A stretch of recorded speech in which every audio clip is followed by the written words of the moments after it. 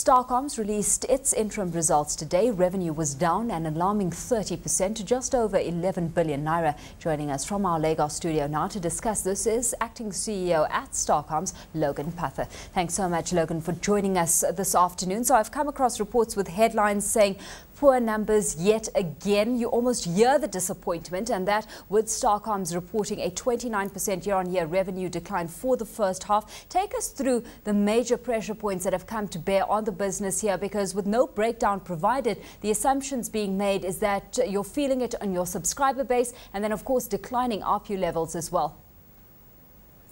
Good morning, Alishia, and thank you for having me on your show. You're quite right, it's rather disappointing when one produces results like we have. However, one must consider the kind of market that we operate in, with having 4 giant players in the GSM industry, 2 CDMA players, and of course recently with the introduction of WiMAX operators in the country, 5 of them to be precise.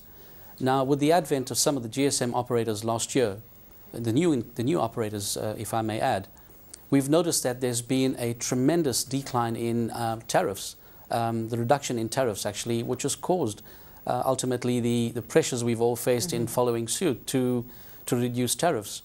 We've seen this repeatedly from about August last year, and going forward I suspect that this will be the trend in order to secure the kind of market position that is required to drive the businesses forward.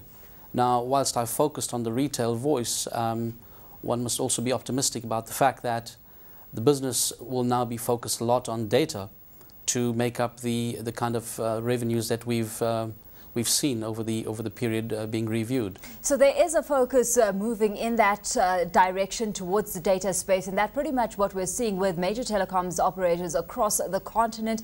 Let's take a look at how price competitive you can actually afford to become here, because if you're looking at your major competitor within the CDMA market specifically, it's Visaphone. It's very price competitive and then provides additionally handsets with subsidies, so that a tough contender for you to compete with. Indeed it is, and I think one of the disadvantages in any CDMA environment is the high cost of handsets, which we find, and sadly because of that we end up subsidizing the handsets to go out to market.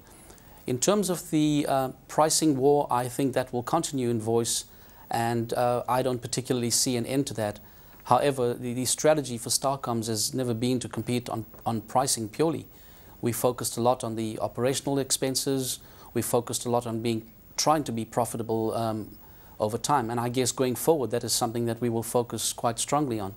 To what extent do you see yourself sitting as an acquisition target at this stage, Logan? Because, we certainly know that Visaphone would like to bulk up, for one, within that Nigerian market.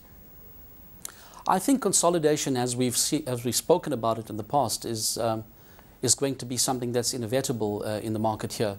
Now, it does not mean that we will be acquired. It could be one of 3 scenarios that, yes, we could be acquired, or we could acquire somebody else. Or further still, it could be a combination of a merger between companies. So I guess there's been a lot of talk about that. And I suspect that we will see some step in that direction towards the end of this year. For now, we've seen a change of guard at the company, and of course with you standing now as acting CEO at Starcomms. So what's the strategy from here on out? Are we looking at a change in strategy at all? I think the strategy will certainly be focused on data, because this is where we are extremely strong in Nigeria. We've enjoyed a 4% growth in data over the first half of the year, and this is notwithstanding the fact that all operators in Nigeria are focusing on data. We've always enjoyed a dominant position in data, and I think going forward we will continue to strive on building on the strengths that we have, particularly in data. And as we speak, one of the things that's happened in the industry with data is all operators have moved forward in offering the latest technology with data.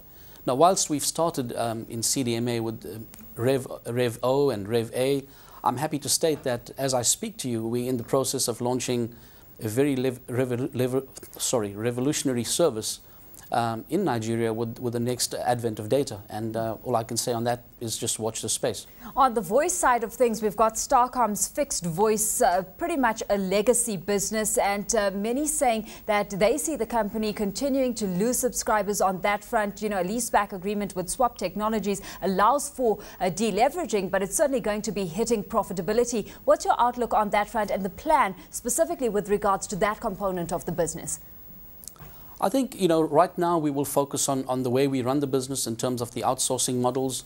Currently, most of our network is outsourced, and I can't see a change in how we go forward on that. There are contracts in place which we will have to honor going forward. But in terms of the business strategy, in addition to what I've mentioned, we will certainly look at a strong outsourcing model for non-core activities.